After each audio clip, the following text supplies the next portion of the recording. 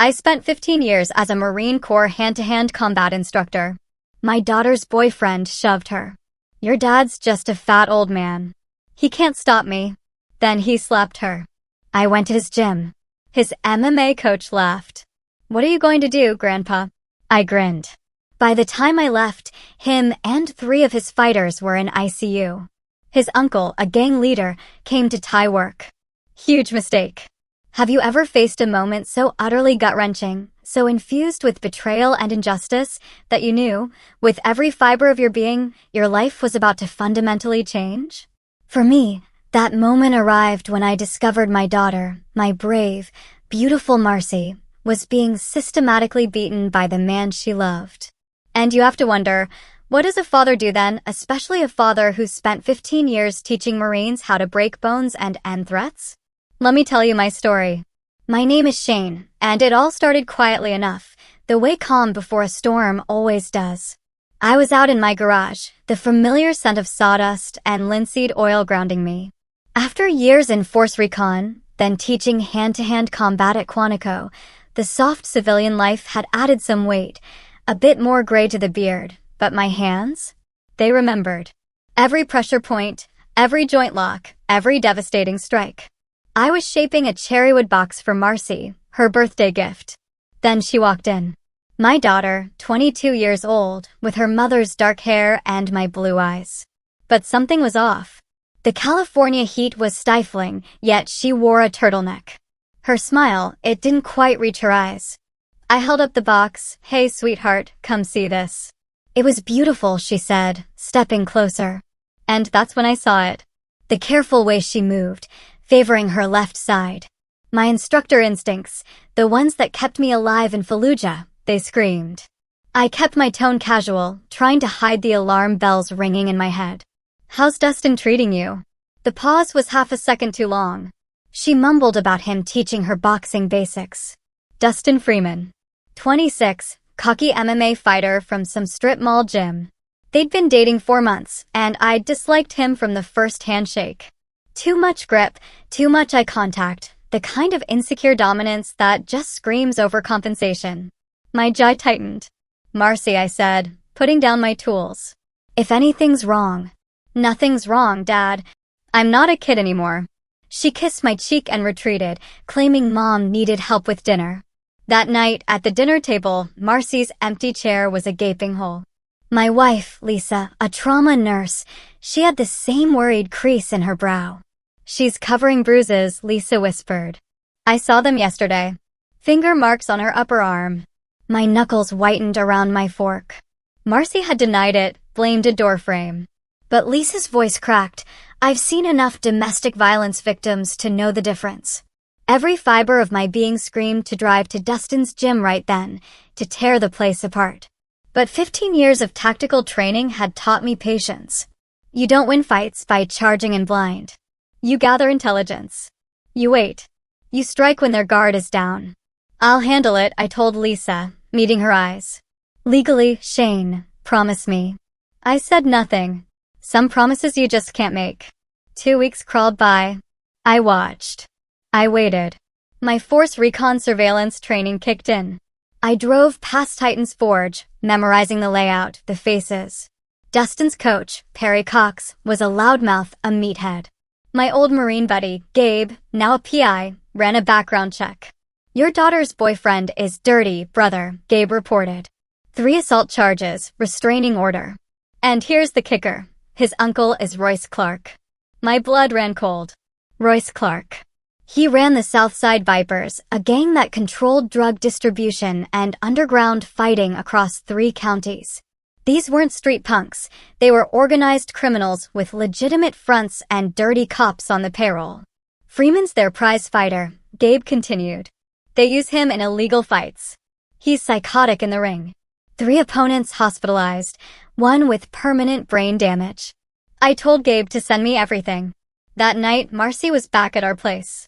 Her mom tried to talk to her, but Marcy just picked at her food, jumped at every phone buzz, a barely concealed fear in her eyes. After dinner, I walked her to her car. Baby girl, I know what's happening. Her eyes welled up.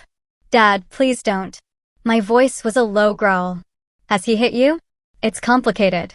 He gets stressed with training, with his uncle's expectations. Has he hit you? The tears spilled over. He says he loves me. He apologizes every time. He's just under so much pressure from his family. I pulled her into a hug, felt her shake against me. This ends now. Dad, you don't understand. His uncle, Dustin, said if I leave, Royce will hurt you. Hurt our family. They're connected, Dad. Police, judges, everyone. Let me worry about that. Promise me you won't do anything stupid. I stroked her hair, just like I used to when she was little, scared of thunderstorms. I promise I'll fix this. That night, I pulled my old footlocker from the garage attic. Inside, wrapped in oilcloth, were things I'd hoped to never touch again. Tactical gear, surveillance equipment, a notebook filled with 15 years of knowledge on how to neutralize threats. The Marine Corps had trained me to be a weapon. It was time to remember how to deploy it. The call came on a Tuesday afternoon. I was at work, a shop foreman, when my phone rang. Lisa's voice was ice. Marcy's in the ER. She listed me as her emergency contact. My vision narrowed to a tunnel. How bad? Concussion, bruised ribs, split lip. She says she fell, but Shane, there are defensive wounds on her forearms. And witnesses saw her arguing with Dustin in the parking lot of his gym an hour ago. The phone cracked in my grip. I'm on my way, but I didn't go to the hospital. Not yet. First, I drove to Titan's Forge. The gym was a converted warehouse, bass-heavy music thumping, mixed with the thud of fists and shouted orders. I parked, sat for 5 minutes, breathing deep, finding that cold, calm center I'd cultivated in combat zones. When I walked through the door, the smell hit me: sweat, testosterone, and arrogance. Dustin Freeman stood near the cage, laughing with Perry Cox and 3 other fighters. He was tall, muscular, covered in tattoos, with that predatory confidence that comes from never facing real consequences. A few fighters noticed me, stopped their work. The music seemed to dim. Dustin saw me coming and grinned. Well, Daddy came to visit. He nudged Perry. This is Marcy's old man. Perry Cox looked me up and down. The extra weight, the gray beard, the carpenter's clothes, and he laughed. What are you gonna do, Grandpa? Give us a stern talking to. I stopped 10 feet away. My voice was quiet, conversational. You put your hands on my daughter. Dustin sneered. Your daughter's a clumsy bitch who can't follow simple instructions. I told her your fat old ass couldn't protect her. She didn't believe me, so I had to teach her respect. The 3 fighters with them, Lamar, Brenton, Andreas, all Viper associates, spread out, surrounding me. Perry stepped forward. Here's how this goes, Grandpa. You turn around, walk out, and forget you have a daughter, or my boys will make sure you leave on a stretcher. I smiled.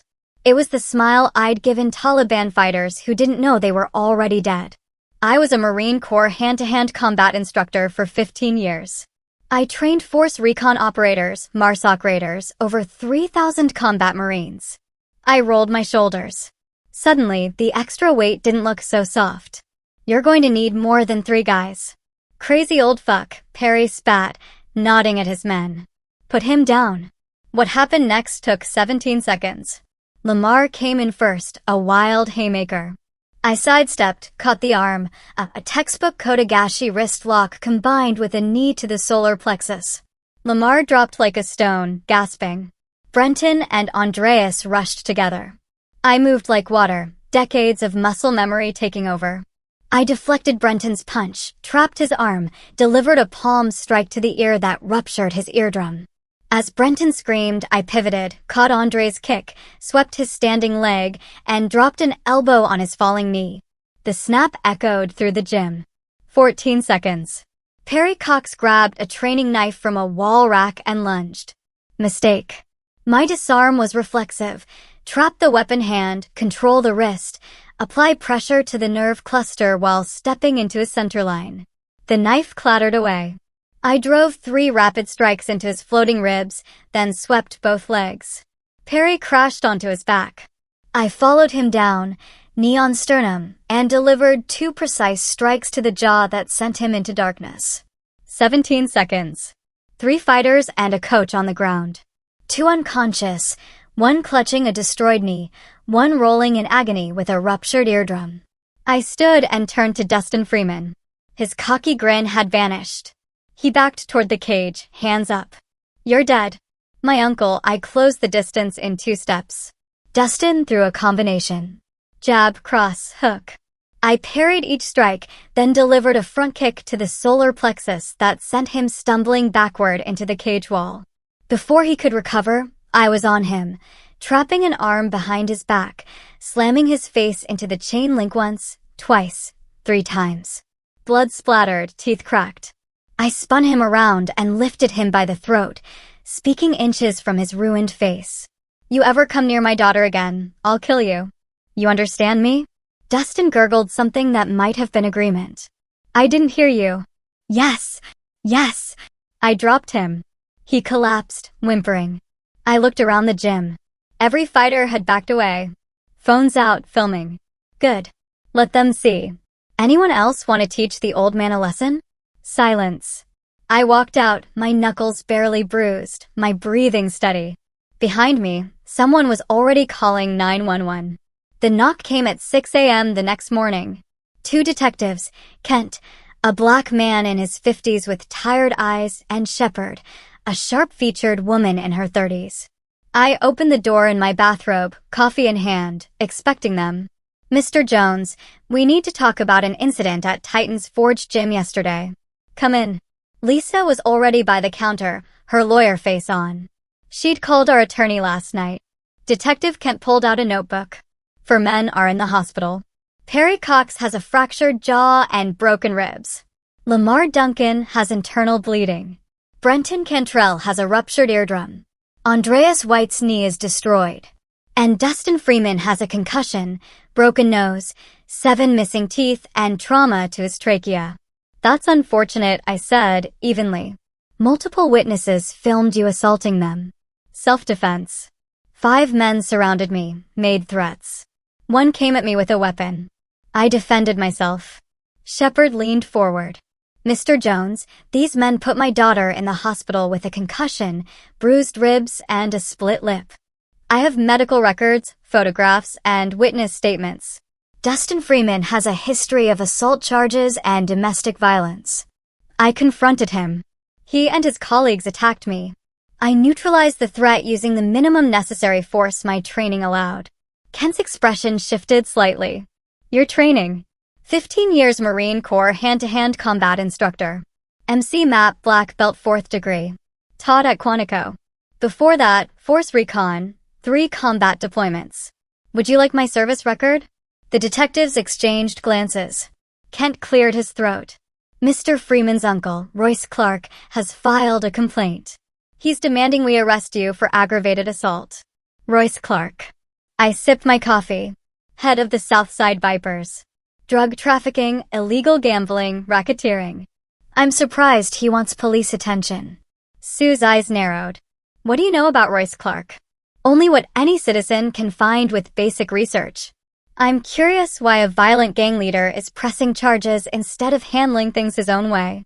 Unless he's worried that official scrutiny might expose other activities." The room went quiet. Finally, Kent stood. "We'll need you to come to the station. Give a formal statement." "Of course. I'll call my lawyer." After they left, Lisa gripped my arm. "They could still charge you." "They won't. Too many witnesses saw Freeman's crew surround me. Self-defense is clear. But this isn't over." I looked out the window. Royce Clark doesn't call the police when his pride is hurt. He makes examples. I was right.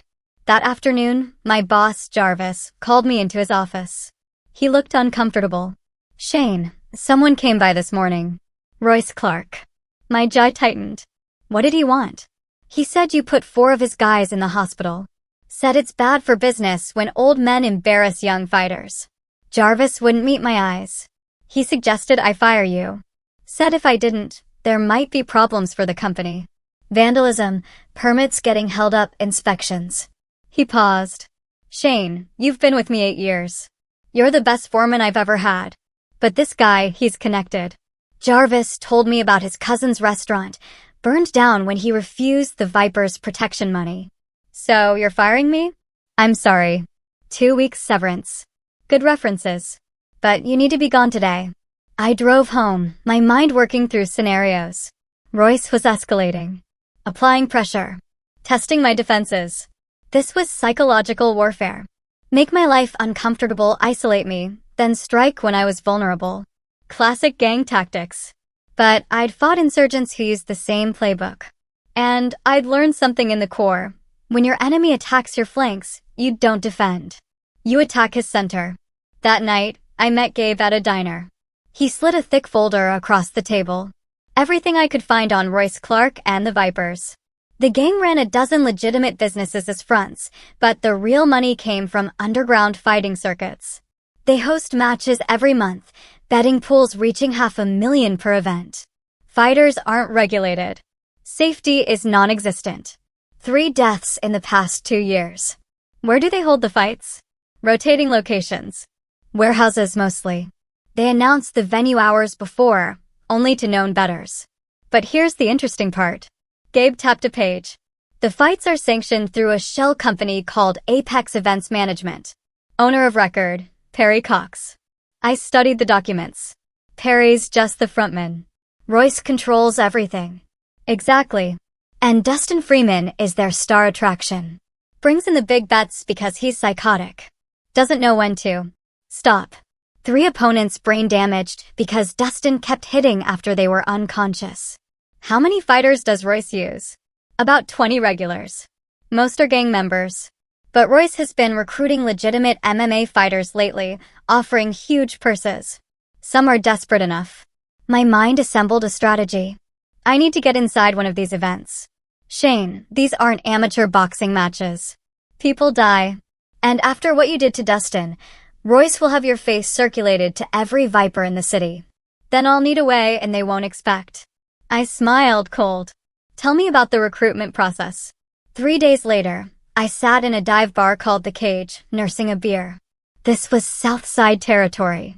I was watching Dixon, one of Royce's recruiters, work the room. Gabe's intel said Dixon visited The Cage every Thursday, looking for desperate fighters. I'd spent those 3 days transforming myself. Shaved the beard to stubble, thrift store clothes, worn jeans, a faded tap-out shirt. I looked like every other washed-up fighter drowning in regret and cheap beer. Dixon approached after my 3rd beer. You look like you can handle yourself. I glanced up, playing the part. Used to. Dixon sat down, uninvited. What happened? Life. Bad knees.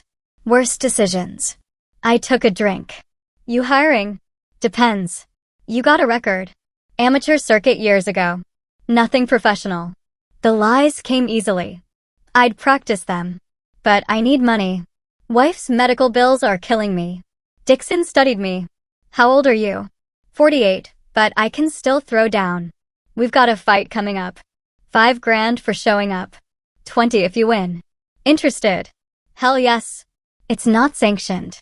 You understand what that means. I understand money's money. Dixon pulled out a phone, snapped my photo. I'll run you by my boss. You got a name. Larry Perkins. I'd built the identity carefully.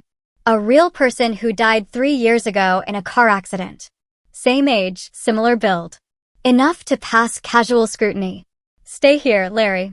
10 minutes later, Dixon returned. Boss wants to meet you. You free now? I followed Dixon to a blacked-out Escalade. Inside were 2 Vipers, Jason Morse, a heavily tattooed enforcer, and Maris McGuire, a quiet killer whose rap sheet Gabe had shown me included 2 murders. They drove to a warehouse in the industrial district. Inside, the space had been converted into a makeshift gym. Cage, weights, training equipment. And in the center, on a folding chair like a throne, sat Royce Clark. He was 50, built like a bull, graying hair slicked back, dead eyes that had seen too much violence. He wore an expensive suit that barely concealed the weapon at his hip. Larry Perkins, Royce's voice was gravel. D says you need money. That's right. You know who I am. I've heard stories. Then you know what happens to people who waste my time or cross me. I met his eyes steadily. I'm just looking for a payday. Royce studied me. You look familiar. My pulse remained steady. Years of controlling physiological responses in interrogation training. I've got one of those faces. Strip. I didn't hesitate. I removed my shirt, revealing the extra weight I carried, but also the underlying muscle definition. Old scars from combat marked my torso. Shrapnel, knife wound, bullet graze. They told a story he could read. Military. Marines. Long time ago. Royce stood, walked around me. What did you do? Infantry. Did my time. Got out. Bullshit. Those scars aren't from standing guard duty. You saw action. Yeah, Iraq and Afghanistan. And now you need money bad enough to fight in my cage. Royce smiled without warmth. Your opponent is Brenton Cantrell. You might have heard of him. Fighter at Titan's Forge. Just recovered from an injury. He's angry. Wants to hurt someone. That someone's going to be you. I recognized the name. One of the fighters I'd put down at the gym. This was a test. Royce suspected something but couldn't confirm it. He was dangling bait. When's the fight? Saturday night. But first, you train here. Let my coach see what you can do. If you're as good as you claim, you fight. If you're wasting my time. Royce let the threat hang. For the next 2 days, I trained at the warehouse. Under the watchful eye of Salvador Calhoun, a former boxer who trained Royce's fighters. I carefully calibrated my performance, good enough to impress, not so dominant as to raise suspicion. I sparred with mid-level fighters, took some hits, gave some back, played the role of a competent but aging warrior. But at night, I worked my real plan. Using the access I'd gained, I planted surveillance equipment around the warehouse. Tiny cameras and light fixtures, audio bugs in Royce's office. I photographed documents, memorized faces, built a comprehensive picture of the Viper organization. Gabe had connected me with Linda Kane, an FBI agent who'd been trying to build a case against Royce for 3 years. I fed her everything, evidence of illegal gambling, racketeering, assault. But they needed more. They needed proof of the fights, the betting, the whole operation. Saturday arrived. By evening, I stood in a converted warehouse on the docks, surrounded by 300 people. Gang members, gamblers, dealers, dirty cops, wealthy thrill seekers. Money changed hands in thick stacks. The air reeked of sweat, smoke, and blood. In the cage across from me, Brenton Cantrell warmed up, his ears still bandaged from our previous encounter. But Brenton didn't recognize me. The beard was gone. The context was different. People see what they expect to see. Royce stepped into the cage, microphone in hand. Gentlemen, our main event. Brenton, the butcher, Cantrell versus Larry Perkins. Some old Marine looking for grocery money. Laughter rippled through the crowd. Brenton's going to make this quick and painful. The bell rang. Brenton came out aggressive, throwing heavy combinations. I moved defensively, circling, absorbing strikes on my forearms, playing the overmatched underdog. The crowd jeered. Royce watched from ringside, his expression bored. But I was setting the tempo, controlling the distance, studying Brenton's patterns. After 2 minutes, I'd seen enough.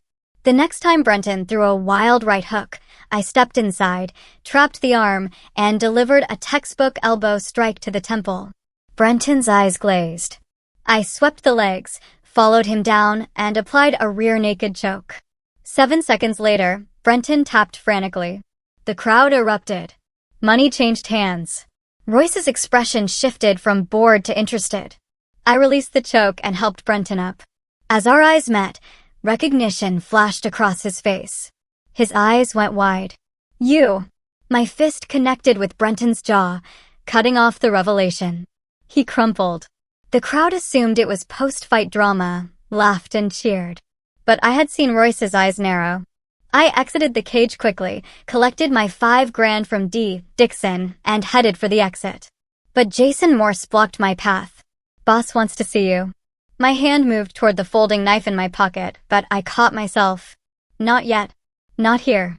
Surrounded by enemies, I followed Morse to a back office where Royce waited, flanked by Maris McGuire. Hell of a fight, Larry. Royce poured whiskey into 2 glasses. For an old man, I've still got some moves. Yeah, you do. Funny thing, Brenton seemed to recognize you right before you knocked him out. People mistake me for other people sometimes. Royce slid a photograph across the desk. My stomach dropped. It was a security camera still from Titan's Forge, showing me mid-fight with Lamar Duncan. This is from my nephew's gym. 2 weeks ago, some asshole walked in and hospitalized 4 of my guys, including Brenton. Royce tapped the photo. This asshole looks a lot like you, except he had a beard. The room went silent. Maris's hand moved toward his waistband. I calculated angles, distances, exits. I was outgunned, but not outmatched. My nephew Dustin is still eating through a straw because of this guy, Royce continued. You know what I do to people who hurt my family? I imagine you make them disappear. Exactly. Royce leaned back. So, here's my problem, Larry. Or should I call you Shane Jones? See, I did my homework after Dee sent me your photo. Took a while to connect the dots, but facial recognition software is amazing these days. Shane Jones. Formerly Gunnery Sergeant Shane Jones. MC Map Instructor at Quantico. Force Recon before that. Quite a resume. I said nothing. You came into my operation under false pretenses. You humiliated my nephew and my fighters. You cost me money and respect. Royce's voice hardened. That requires consequences. Then why am I still breathing? Royce smiled. Because I'm a businessman. You're a talented fighter and you've got skills I can use. So here's the deal, you fight for me. Exclusive contract. 20 fights, 50 grand each. You win, you make $1 million, and we forget about Dustin. And if I refuse? Your wife, Lisa, works at County General. Night shift on Thursdays. Your daughter, Marcy, lives alone in that apartment on Maple Street. Accidents happen, Shane. Terrible, random accidents. There it was. The threat I'd been expecting. My face remained neutral, but my mind raced. This was the moment of decision. I need time to think. You've got 60 seconds. I stood, walked to the window, my back to them. I could see my reflection in the glass. A tired man, carrying too much weight, too many years. But underneath, the warrior remained. And warriors don't negotiate with terrorists. Okay, I said, turning back. I'll fight for you. Royce's laugh was genuine. Smart man. Welcome to the team. They shook hands. His grip was crushing, a dominance display. I matched it, then exceeded it, squeezing until I felt the bones shift. Royce's smile faltered. One condition, I said. My family doesn't know about this. As far as they're concerned, I'm working construction in Nevada for 6 months. Done. But you live here, train here. I need to know where you are at all times. Fair enough. That night, I moved into a room above the warehouse gym. Royce assigned Dixon to watch me, ensure I didn't run. But I wasn't planning to run. I was planning something far more dangerous. Using the burner phone Gabe had given me, I texted one word, inside. The next morning, I began my real mission. Training with Royce's fighters, I assessed their skills, identified weaknesses, memorized the operational structure. I ingratiated myself with Salvador Calhoun, the coach, learning the schedule of fights, the betting system, the protection payoffs to cops and officials. And at night, when Dee thought I was sleeping, I moved through the warehouse like a ghost. I photographed financial records, recorded conversations, documented the entire criminal enterprise. Every piece of evidence went to Gabe, who passed it to FBI agent Kane. But I was playing a deeper game. I wasn't just gathering evidence. I was identifying pressure points. Every organization had vulnerabilities, people who could be turned, alliances that could be fractured. Royce's empire looked solid, but I knew from combat, the bigger the fortress, the more catastrophic the collapse when you found the right crack. My opportunity came 2 weeks later when I overheard Royce arguing with Maris McGuire about money. Maris thought Royce was shorting him. Royce accused Maris of skimming. The argument ended with threats. I heard the fracture forming. I also learned that Dustin Freeman, still recovering from my beating, was becoming a liability. He developed a dependency on pain medication, was unstable, paranoid. Royce was losing faith in his nephew. All the pieces were falling into place. I just needed to push them in the right direction. My third fight was against Lamar Duncan, the first fighter I'd put down at Titan's Forge. This time, I didn't hold back. I dismantled Lamar in 90 seconds with a combination of strikes and submissions that left the crowd stunned and Lamar unconscious. Afterward, Royce pulled me aside. "You're making me a lot of money, Shane. The odds were 8-1 against you." I cleaned up. Glad I could help. "You know what I think?" Royce lit a cigar. "I think you could beat my nephew in his prime. Hell, you could probably beat anyone in this organization." "Probably. Why'd you really come here? And don't give me that grocery money bullshit." I had been waiting for this question. Dustin put my daughter in the hospital. I went to his gym to teach him a lesson. You escalated by threatening my family and getting me fired. So I infiltrated your operation to find leverage. The honesty surprised Royce. That's it. Revenge. I'm a simple man with simple motivations. And now I'm making money and my family is safe. Seems like a fair trade. Royce studied me. You're either the smartest man I've met or the dumbest. I can't decide which. Maybe both. Over the following weeks, I became Royce's favorite fighter. My cage record was undefeated at 7-0. But more importantly, I became trusted. Royce brought me into planning meetings, asked my tactical advice, even had me train younger fighters. I used every opportunity. I planted seeds of doubt, subtle manipulations that played on existing tensions. I mentioned to Maris that Royce had called him unreliable. I told Dee that Maris was planning to branch out independently. I suggested to Salvador that Royce was planning to replace him with a younger coach. None of it was true, but I understood human psychology. People believed what confirmed their existing suspicions. And in a criminal organization built on paranoia and violence, suspicions spread like cancer. Meanwhile, Agent Kane built her case. My evidence had given her enough for warrants, surveillance authorization, wiretaps. She had everything except the timing. "We can take them down now," she told me during a clandestine meeting at a truck stop. "We've got RICO charges, racketeering, illegal gambling, assault, conspiracy." "Not yet," I said. "Royce has cops and judges in his pocket. He'll walk or get a light sentence, be back on the streets in 2 years. We need to hit him when he's completely vulnerable." "What are you planning?" "Something Royce will never see coming. Just be ready to move when I give the signal." The signal came 2 weeks later.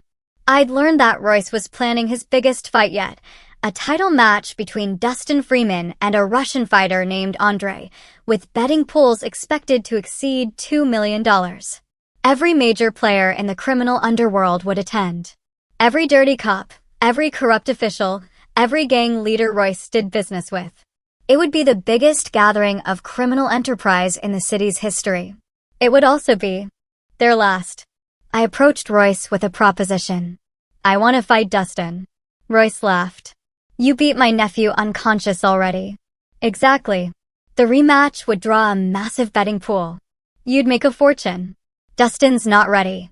He's still recovering. Unstable." "Then let me fight the Russian." "Andre."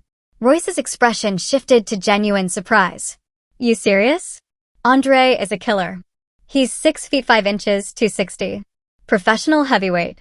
He's destroyed everyone we've put against him. I can beat him. You're 50 pounds lighter and 20 years older.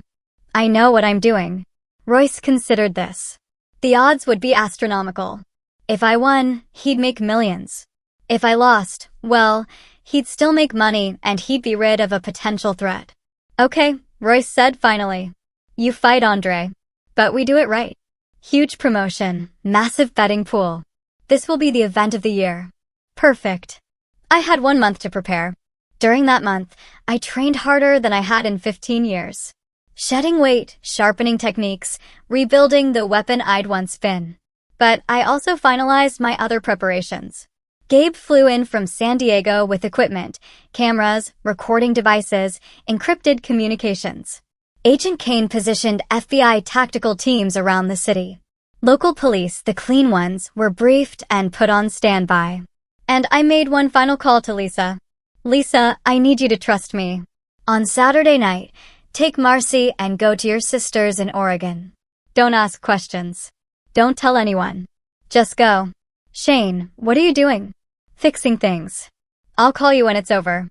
I love you, Shane. I love you, Lisa. Tell Marcy I'm proud of her. I hung up before she could respond. Saturday night arrived like Judgment Day. The warehouse on the docks had been transformed into an arena, packed with over 500 people. The betting pool had reached $3 million. Every criminal element in the city was present, drawn by greed and spectacle. I stood in the makeshift locker room, wrapping my hands. Dustin Freeman entered. His face had healed poorly, his nose crooked, gaps where teeth used to be. His eyes held a manic gleam. I know what you're doing, Dustin snarled. You think you're clever, infiltrating my uncle's operation, but you're going to die tonight. Andre is going to kill you, and I'm going to watch. I finished wrapping my hands. Your uncle's going to prison tonight. You are, too. And the woman you put in the hospital? She's never going to see you again. You have no idea who you're F***ing with. I'm F***ing with a coward who hits women and hides behind his uncle. I'm F***ing with a failed fighter who needs drugs to get through the day. I'm F***ing with a punk who's about to watch his entire world collapse. Dustin's fist came fast, but I was faster. I caught the wrist, twisted, and slammed his face first into the locker. You're going to sit there and stay quiet. Move again, I'll break your arm. Dustin whimpered and nodded. In the arena, Royce stood in the cage with a microphone. Ladies and gentlemen, criminals and degenerates, welcome to the fight of the century. The crowd roared. In this corner, our champion, Andre the Siberian Bear Volkov. Undefeated. Unstoppable. Unbeatable. Andre climbed into the cage. Massive, scarred, empty-eyed, a killer who enjoyed his work. And the challenger. A man stupid enough to think he can win. Shane, the instructor Jones. I entered the cage to mixed reactions, some cheers from those who'd bet on the underdog, mostly jeers from those who knew I was doomed. Royce approached me one last time. Last chance to back out. I'm good. Your funeral. Royce exited the cage. The referee, one of Royce's guys, gave perfunctory instructions. Andre and I touched gloves. His grip was crushing. His eyes promised death. The bell rang. Andre charged like a bull, throwing massive hooks and overhands. I evaded, circled, making him chase me. The crowd grew restless. They wanted blood, not dancing. But I was fighting a different fight. I wasn't trying to win, not yet. I was waiting for my signal. It came 3 minutes into the first round. The warehouse lights flickered once, twice, then steady. Gabe's signal. I changed tactics. I stopped evading and started attacking. A low kick to Andre's lead leg, a jab to the body, a hook to the liver. Andre grunted, surprised by the sudden offense. I pressed forward, my strikes precise and devastating. Liver shots, leg kicks, body punches. The Russian's mass was his weakness. I was faster, more technical, more efficient. Andre tried to clinch, use his size advantage. I anticipated, dropped levels, and executed a perfect double-leg takedown. On the ground, I was in my element. I moved to mount, postured up, and rained down elbows. The crowd was screaming now. This wasn't supposed to happen. Andre tried to roll, but I transitioned to back control. Hooks in, hand under the chin. The rear naked choke was textbook perfect, sunk deep. Andre thrashed, tried to break the grip, but my technique was flawless. 10 seconds later, Andre went limp. The referee stopped the fight. I released the choke and stood, raising my hands. But I wasn't looking at the crowd. I was looking at the exits where FBI agents in tactical gear were pouring in.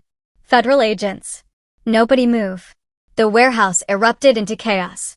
Criminals ran for exits only to find them blocked. Agents swarmed the building, weapons drawn, shouting orders. Some of Royce's guys tried to fight. They were tossed, tackled, and cuffed. In the cage, I watched Royce's face transform from shock to fury to betrayal. Our eyes locked across the chaos. You! Royce screamed, pushing through the crowd toward the cage. You did this. Maris and Dee tried to follow, but FBI agents intercepted them. The massive operation I had helped orchestrate was unfolding perfectly. Every entrance sealed, every exit covered, every criminal in the building trapped. Royce reached the cage, climbing in, murder in his eyes. "I'm going to kill you." I smiled. "You're going to try." Royce pulled a knife from his waistband, a tactical folder, wickedly sharp. He lunged, slashing. My disarm was reflexive, practiced 10,000 times. I trapped Royce's wrist, applied pressure to the nerve cluster, twisted. The knife clattered to the canvas. Then I went to work. 15 years of teaching Marines how to end threats efficiently. Every technique, every principle, every lesson delivered with surgical precision. Jab, cross, hook to the body, leg sweep, ground control. I mounted Royce and delivered controlled strikes. Not enough to kill, but enough to punish. "This is for my daughter." A strike to the ribs. "This is for every woman you terrorized." Another to the solar plexus. "This is for every life you ruined." A final strike to the jaw. Royce went limp, unconscious, but alive. I stood as FBI agents swarmed the cage, weapons trained on both of us. "Shane Jones. Hands up." I complied. Hands raised. Agent Kane pushed through the crowd, her expression severe for the cameras, but her eyes grateful. "You're under arrest for participation in illegal fighting." "Understood." She cuffed me, deliberately loose, and whispered, "Play along." We discussed this. I was led out through the chaos, past the arrested gang members, past the terrified gamblers, past Dustin Freeman being dragged away in cuffs. Outside, news cameras had arrived. The FBI had tipped them off. This would be national news by morning. In the back of an FBI van, Agent Kane uncuffed me. We got everyone. Royce, Maris, Dustin, Dee, Salvador, all the major players, plus 57 criminals without standing warrants, 12 dirty cops, 3 judges, and more evidence than we can process. Good. The charges against you are for show. We'll drop them tomorrow. Claim you were acting as a confidential informant. Your wife and daughter? We've had them in protective custody since you made the call. I nodded, exhaustion suddenly overwhelming me. It was over. 3 months of planning, manipulation, and risk. But it was finally over. The trial took 8 months. I testified, my immunity deal protecting me from prosecution. The evidence I'd gathered, financial records, recordings, videos, was overwhelming. Royce Clark received 40 years in federal prison. Maris McGuire got 25. Dustin Freeman, facing assault charges for Marcy, plus his participation in the illegal fighting ring, got 15. The Southside Vipers collapsed without leadership, their criminal empire dismantled by follow-up investigations. I returned home to a life that was quieter, but not unchanged. The furniture company rehired me. Jarvis had seen the news, understood the full story, and apologized. I accepted, but I knew that part of my life felt small now. Marcy had been in therapy, working through the trauma Dustin had inflicted. She was stronger now, cautious, but not broken. Father and daughter had dinner every Sunday, a ritual that helped them both heal. One evening, 3 months after the trial, I sat on my porch with Lisa, watching the sunset. She held my hand, her thumb tracing the scars on my knuckles. "Do you regret it?" she asked. "No. You could have died multiple times. But I didn't. And they're gone. All of them. Was it worth it?" I considered this. The months of danger, the lies, the violence, the risk to myself and indirectly to my family. Was justice worth that price? I thought of Marcy's smile at last Sunday's dinner, genuinely happy for the first time in a year. I thought of the other victims who'd testified at trial, finding their voices because I had given them the courage. I thought of the city, slightly safer because one criminal empire had fallen. "Yeah," I said. It was worth it. A car pulled up. Gabe, visiting from San Diego. He joined us on the porch with beers, and we sat in comfortable silence. 3 people who'd gone to war and survived. FBI offered me a consultant position, I mentioned. Teaching hand-to-hand combat to agents, helping with undercover operations. Lisa's hand tightened on mine, and I turned it down. I've had enough of that life. I just want to build furniture, have Sunday dinners with Marcy, and grow old with you. Good answer. But I knew myself better than that. Somewhere inside, the warrior remained. Always watching, always ready, always capable. If another Royce Clark emerged, if another Dustin Freeman threatened my family, I would do it all again. Some men were born to fight. I had accepted that about myself long ago. Dad. I turned to find Marcy standing in the doorway, her boyfriend beside her. A gentle accountant named Noah Cobb, who treated her with respect and kindness. Hey, sweetheart. Noah and I have some news. She was smiling. We're engaged. Lisa squealed and rushed to hug them both. Gabe offered congratulations. I stood slowly, approached Noah, and extended my hand. Congratulations, son. Noah shook my hand nervously. Thank you, sir. I promise I'll treat her right. I know you will. My grip was firm, but not crushing. But just so we're clear, I was a Marine Corps hand-to-hand combat instructor for 15 years. You've seen the news reports about what happened to the last guy who hurt my daughter. Noah paled slightly. Marcy swatted my arm. Dad. I grinned. I'm kidding. Mostly. I pulled Noah into a hug, clapping him on the back. Welcome to the family. As they celebrated inside, I stepped back onto the porch alone. The sun had set completely, leaving stars scattered across the dark sky. I thought about the path that had led me here, from the battlefields of Iraq and Afghanistan, through the training halls of Quantico, into the underworld of criminal fighting, and finally home. The journey had been violent and dangerous, but necessary. Because some things were worth fighting for. Family. Justice. The basic human right to live without fear. I had been a warrior my entire adult life. I'd fought for my country, trained others to fight, and ultimately fought for the people I loved most. And standing on my porch, surrounded by family and friends, I knew I'd do it all again if needed. But for tonight, the war was over. Tonight, I was just a father celebrating his daughter's happiness. And that was enough. 2 years later, I stood in a different role, grandfather. Marcy had given birth to a healthy boy, named after my father. The old warrior held his grandson carefully, marveling at the fragile weight of new life. The boy would grow up in a world slightly safer because his grandfather had made difficult choices. He'd never know about the violence, the danger, the calculated revenge that had removed a criminal empire from the streets. But someday, if that boy needed protection, if evil threatened his life the way it had threatened Marcy's, he'd have a grandfather who knew how to fight back. For now, though, I was content to simply hold my grandson and feel the warmth of family around me. Lisa beside me, Marcy and Noah nearby, Gabe visiting from San Diego. The past was behind us, the future uncertain but hopeful. Shane Jones had been a Marine, an instructor, a warrior, and an avenger. Now, finally, he was just a man at peace.